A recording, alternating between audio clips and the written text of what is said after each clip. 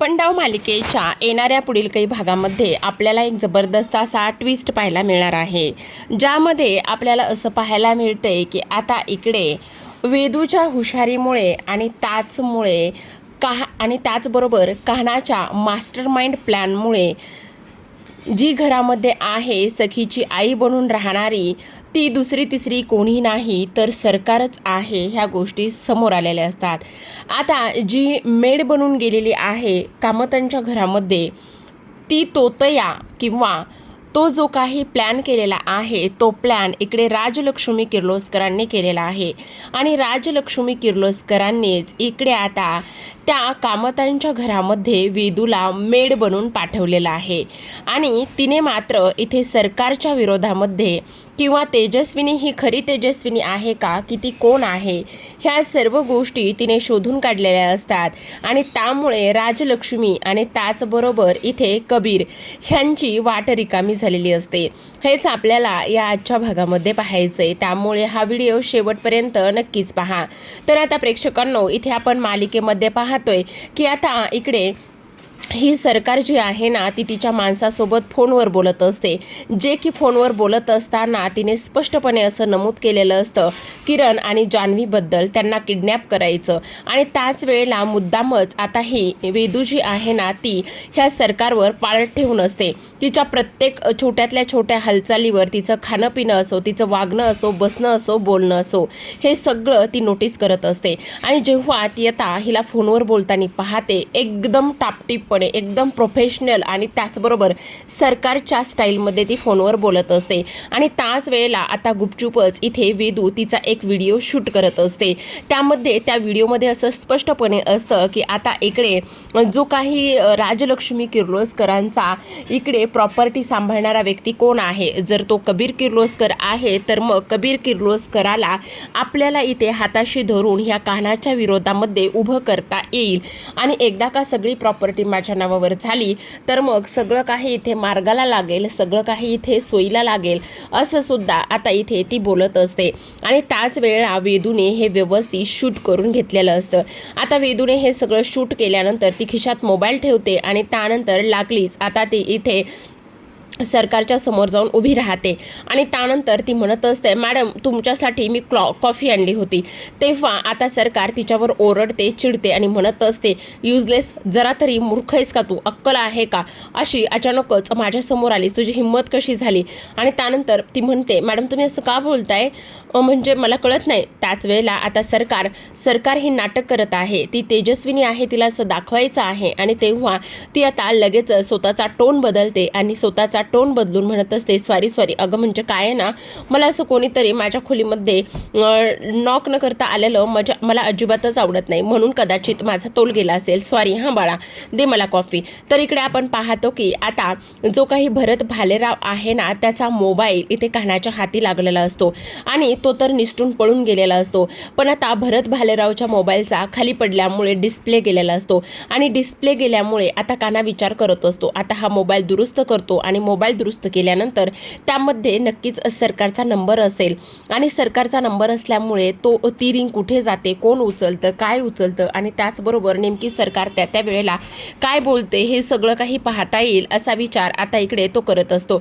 आता हे सर्व काही करत असताना लगेचच कान्हा तो मोबाईल घेतो, एका मोबाईलच्या दुकानामध्ये जातो आणि तिथे जाऊन हा जो काही मोबाईल आहे तो देत असतो आणि तेव्हा 1 तास लागेल रिपेअरिंग व्हायला। तेव्हा कान्हा मात्र तिथेच बसून असतो, तो विचार करत असतो की नाही, मला आता इथेच बसायचे, मला कोणतीही रिस्क घ्यायची नाहीये, असा तो विचार करत असतो आणि तिथेच बसून वाट पाहत असतो। आता जवळपास 1 तास उलटून गेलेला असतो आणि 1 तासाने कान्हाच्या हातामध्ये तो मोबाईल आलेला असतो। आता मोबाईल आल्यानंतर तो ओपन करतो, ओपन केल्यानंतर आपण पाहतो की आता सरकार नावाने एक नंबर सेव्ह असतो आणि सरकार नावाने एक नंबर सेव्ह असल्या कारणाने आता लगेचच तो त्या नंबरवरून फोन करण्याचा प्रयत्न करत असतो। पण आता जेव्हा तो हे फोन करत असतो त्याच वेळेला इकडे राजलक्ष्मीला त्याने सांगितलेलं असतं आणि राजलक्ष्मीने वेदूला सांगितलेलं असतं की आता जेव्हा हा फोन करेल तेव्हा ती उचलते का बघ म्हणून। आणि त्याच वेळेला आता कान्हा फोन करतो आणि तेव्हा ती म्हणत असते, ए भरत, वेडा आहेस का, तुला सांगितलं होतं मला परत फोन करायचा नाही आहे म्हणून। आणि हे सगळं कामतांच्या घरामध्ये बोलणं झालेलं असतं। आता इकडे लगेचच तो राजलक्ष्मी किर्लोस्करांकडे जातो आणि म्हणत असतो, मा तुम्ही अगदी बरोबर बोलत होतात, त्याच घरामध्ये तिथेच तीच सरकार आहे, म्हणजे खरी तेजस्विनी दरीतून खाली पडली आहे आणि जी खोटी तेजस्विनी आहे, जी सरकार आहे ती त्या घरामध्ये आहे. पण तुम्हाला एक गोष्ट सांगू का मा, आता इथे सखीला तिने इमोशनली ब्लॅकमेल केले आणि त्यानंतर मात्र ती सर्व प्रॉपर्टी तिच्या नावावर करून घेऊ पाहत आहे. तेव्हाच आता इकडे ती म्हणत असते, तू काळजी करू नकोस, काही होणार नाही. आणि त्याचबरोबर आणखी एक खूप मोठा पुरावा आपल्या हाती आहे. तेव्हा तो म्हणत असतो, आणखी कसला आणि कोणता पुरावा मा, तुम्हाला नेमकं काय म्हणायचंय? आणि तेव्हा आता इकडे लगेचच राजलक्ष्मी म्हणत असते, कारण तुला असं वाटतं की इथे शत्रूला बेसावत ठेवूनच आपण सर्व गोष्टी केल्या पाहिजे. आता कामतांच्या घरामधली मेड ही निघून गेली, पण तिच्या जागी जी मेड आहे ना वेदू, ही माझी मुलगी आहे. माझी म्हणजे हो, मी तिला पाठवलं आहे. आणि तेव्हा ती येते आणि ती आल्यानंतर सरकारचं जो काही बोलणं आहे त्याचा एक व्हिडिओ तिने शूट केलेला असतो आणि तो व्हिडिओ आता इकडे राजलक्ष्मी आणि कानासमोर तिने दाखवलेला असतो. आता जेव्हा ती लोक तो व्हिडिओ पाहतात तेव्हा त्यांच्या पायाखालची जमीनच सरकते. मग आता कबीर म्हणत असतो, म्हणजे किरण आणि त्याचबरोबर जान्हवी ह्या दोघांनाही किडनॅप करणारी व्यक्ती दुसरी तिसरी कोणी नाही तर ती सरकारच आहे. मग आता इकडे वेदू म्हणत असते, हो तुम्ही बोलताय ना ते अगदी बरोबर आहे, कारण मी जेव्हापासून तिथे आले त्यांच्या बारीक सारीक गोष्टीवर बऱ्याचदा मी लक्ष ठेवले, नोटीस केले. त्यांचं वागणं आणि बोलणं ह्या सगळ्या गोष्टींमध्ये खूप जास्त फरक आहे. आता हा व्हिडिओ तुम्हाला ह्या सर्व गोष्टींचा पुरावा आहे असं सुद्धा आता इथे ती बोलत असते. त्याच वेळेला आपण पाहतो की आता इकडे कानाला खूप मोठा धक्का बसतो. आता काना म्हणत असतो, नाही आता खूप झालं, बाद झालं, ह्या सर्व गोष्टी आता डोक्यावरून चाललेल्या आहेत, मी हे सगळं सहनच नाही करणार, कारण इथे माझ्या मित्राच्या जीवावर ही बाई उठलेली आहे. त्याचबरोबर इथे जान्हवीला सुद्धा ह्या बाईनं किडनॅप केलं आहे. हिला माहिती नाही की कान्हा आणि कबीर हे एकच आहेत म्हणून. हिला असं वाटतंय की कबीर किर्लोस्कर हा राजलक्ष्मी किर्लोस्करांचा माणूस आहे, म्हणजे तो त्यांच्या संपत्तीचा वारस आहे. त्यांच्यानंतर ती संपत्ती कबीर किर्लोस्कर पाहणार आहे. पण तिला हे नाही माहिती की कान्हा आणि कबीर एकच आहेत. आता तिचा गेम तिच्यावरच कसा उलटवतो आणि प्रॉपर्टी नावावर करून घेण्याचं हे जे काही स्वप्न आहे ना, ते स्वप्न सुद्धा मी कशा पद्धतीने धुळीस मिळवतो हे सुद्धा आता मी दाखवूनच देतो. आता हे सगळं काही झाल्यानंतर आता लगेचच इकडे मा म्हणत असतात, हे बघ वेदू, आता तुला कामतांच्या घरी जायचंय, तू ताबडतोब तिकडे निघून जा. आणि तेव्हा वेदू आता इकडे कामतांच्या घरी येते आणि त्याचबरोबर इथे ती म्हणत असते, मी भाजी आणायला गेले होते आणि भाजी आणल्यानंतर आता ती म्हणत असते, संध्याकाळच्या जेवणामध्ये काय बेत करू? त्यावर आता इकडे सरकार म्हणत असते, अगं उद्या अक्षय तृतीया आहे ना, मग अक्षय तृतीया असल्यामुळे सगळं काही साजरं संगीत झालं पाहिजे, उद्या गोडाधोडाचं बनव. आणि त्याचबरोबर उद्या ना सखी जी आहे ना ती माझ्या नावावर प्रॉपर्टी सुद्धा करणार आहे, उद्या फार आनंदाचा दिवस असणार आहे असं ती बोलत असते. तर आता दुसऱ्या दिवशी अक्षय तृतीयाचा दिवस उजडलेला असतो आणि अक्षय तृतीया दिवशी इथे जे वकिलांनी पेपर्स बनवून आणलेले असतात ते पेपर्स आता इकडे सखीच्या हातामध्ये असतात आणि हॉलमध्ये जास्त कोणी नसतं. आणि तेव्हा सखी आता त्या प्रॉपर्टीच्या पेपर्सवर सह्या करणार असते आणि त्याच वेळेला कान्हा वरून खाली येतो आणि लगेचच म्हणत असतो, 1 मिनिट सखी मॅडम थांबा, त्या पेपर्सवर तुम्ही सह्या करू नका असं सुद्धा आता इकडे तो बोलत असतो. तेव्हा सखी म्हणत असते, का काय झालं कान्हा? तेव्हा आता इकडे तेजस्विनी लगेचच म्हणत असते, म्हणजे सरकार लगेचच म्हणत असते, काय गं सखी, मी तर तुला विचारलं होतं की ह्या सगळ्या गोष्टीबाबत कान्हाला काही प्रॉब्लेम नाही आहे ना, तेव्हा तू सांगितलंस की नाही त्याला काहीच प्रॉब्लेम नाही आहे. तेव्हा आता कान्हा म्हणत असतो, तेव्हा प्रॉब्लेम नव्हता पण आता प्रॉब्लेम आहे. मग आता सरकार म्हणत असते, म्हणजे मला नाही समजलं तुला काय म्हणायचं आहे. तर त्यावर आता इकडे सखी म्हणत असते, कान्हा तू असं का वागतोस, नेमका काय प्रॉब्लेम आहे, काय झालेला आहे? त्याच वेळेला आता कान्हा म्हणत असतो, कारण ज्या बाईच्या नावावर तुम्ही प्रॉपर्टी करत आहात ती तुमची खरंच आई आहे का आणि ती सरकार आहे का खरी का तेजस्विनी आहे, ह्या गोष्टीची एकदा तुम्ही पडताळणी करायला पाहिजे होती.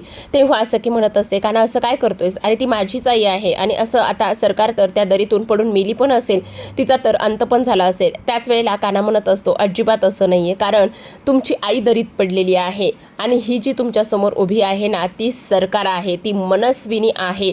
असं बोलल्याबरोबर आता इकडे सखीच्या हातातून जे प्रॉपर्टीचे पेपर आहे ते गळून पडलेले असतात आणि तेव्हा सरकार मनामध्येच म्हणत असते, आता ह्याला काय सापडलं आता नवीन आणि हा असा का बोलत आहे, ह्याच्या हाती नेमकं काय सापडलेलं आहे. तेव्हाच आता इकडे कान्हा म्हणत असतो, कारण अक्षय तृतीयेच्या मुहूर्तावर तुम्ही ही जी काही प्रॉपर्टी तिच्या नावावर करून पाहताय, आतापर्यंत तुमच्या आईनं तुमच्याकडे कधीच काही मागितलं नाही, पण ही बाई फक्त आणि फक्त प्रॉपर्टीसाठीच हपापलेली आहे आणि ह्या सर्व गोष्टींचा माझ्याकडे पुरावा आहे, समजलं. आता लगेचच इकडे सरकार म्हणत असते, काही पण काय बोलतोस, काय पुरावा आहे तुझ्याकडे? त्याच वेळेला इकडे आता तो म्हणत असतो, एक नाही तर अनेक पुरावे आहेत माझ्याकडे, कळलं तुम्हाला? किरणला जान्हवीला तुम्ही किडनॅप केलं बरोबर की नाही, त्याचबरोबर हा जो काही भरत भालेराव आहे ना सखी मॅडम, हा कोण आहे तर हा एक ॲक्टर आहे. छोट्या मोठ्या ॲक्टिंग करतो, छोटे मोठे शो करतो आणि त्याच्याच ह्या तेजस्विनीने सरकारने फायदा घेतला आणि फायदा घेतल्यानंतर त्याला इथे खोटा भरत भालेराव पोलीस म्हणून आणलं आणि हा कोणीही पोलीस वगैरे नाही. ह्याने काय केलेलं आहे तर हर्षदाला सुद्धा इथे गायब केले. पण हर्षदा कुठे आहे, काय आहे, ही तर सगळं सरकारच्या सांगण्यावरूनच करत होती. तिला फक्त ह्या सरकारने गायब केले. तेव्हा लगेच आता भरत हा पोपटासारखाच बोलायला लागतो आणि पोपटासारखा बोलायला लागल्यानंतर तो म्हणत असतो मला सरकारनेच, त्यावर ती म्हणत असते कधी तू पाहिलंयस का तिला, तेव्हा तो म्हणतो हो तुम्हीच आहात त्या. त्याच वेळेला आता इकडे ती म्हणत असते पण पुरावा काय, तेव्हा काना म्हणत असतो पुरावा हवाय का तुम्हाला, पुरावा तर आहे ना माझ्याकडे, खूप सारे पुरावे, तो एक नाही तर अनेक पुरावे. तेव्हा लगेच आता इकडे वेदूने व्हिडिओ शूट केलेला तो इथे सर्वांना दाखवतो आणि सर्वांना दाखवल्यानंतर सगळ्यांच्या पायाखालची जमीनच सरकते. कारण त्या व्हिडिओमध्ये ज्या पद्धतीने सरकार बोलायची त्याच पद्धतीने इथे आता ती बोललेली असते आणि तेव्हा सखीच्या पायाखालची जमीन सरकलेली असते. सखी म्हणत असते पुन्हा तू मला फसवलेस, पुन्हा एकदा प्रॉपर्टीचा हा हव्यास आणि ह्या सगळ्या गोष्टी सांग, बोल माझी आई कुठे आहे, का मारलंस माझ्या आईला, माझी आई मला हवी आहे, पुन्हा एकदा तू मला आणि माझ्या आईला दूर केलेलं आहेस का, असं वागलीस. असं म्हटल्याबरोबर आता सरकार म्हणत असते तुला तर मी सोडणार नाहीये कान्हा. तेव्हा कान्हा म्हणत असतो ते तर नंतरचं नंतर बघून घेऊ, पण आत्ता मात्र तुमचं हे जे काही प्रॉपर्टी नावावर करून घेण्याचं स्वप्न आहे ना ते मात्र इथे भंग झालेलं असतं. पण हे सगळं करण्याच्या मागचं कारण ते म्हणजे वेदू असते. वेदू आणखी ह्या लोकांनी समोर आणलेली नसते, कारण जर वेदूला समोर आणलं तर इकडे राजलक्ष्मी किर्लोस्कर आणि कान्हा ह्या कबीर ह्या दोघांचं नातं काय आहे आणि त्या सर्व गोष्टी पुन्हा एकदा सखी समोर येतील. त्यामुळे तो आत्ता ह्या क्षणाला तरी गप्प बसलेला असतो. पण इथे सरकारचं पितळ त्याने उघड पाडलेलं असतं आणि प्रॉपर्टी नावावर करून घेण्याचं स्वप्न सुद्धा आता इथे कबीरमुळे भंग झालेलं असतं, ते सुद्धा मास्टर माइंड प्लॅनमुळे. तर प्रेक्षकांना अशाच नवीन मालिकांच्या अपडेट्स आणि त्याचबरोबर रिव्ह्यू जाणून घ्यायचे असतील, पाहायचे असतील तर नक्की चॅनलला सबस्क्राईब करा आणि पाहत राहा लपंडाव. भेटूयात अशाच एका नवीन ट्विस्ट सोबत. तोपर्यंत धन्यवाद.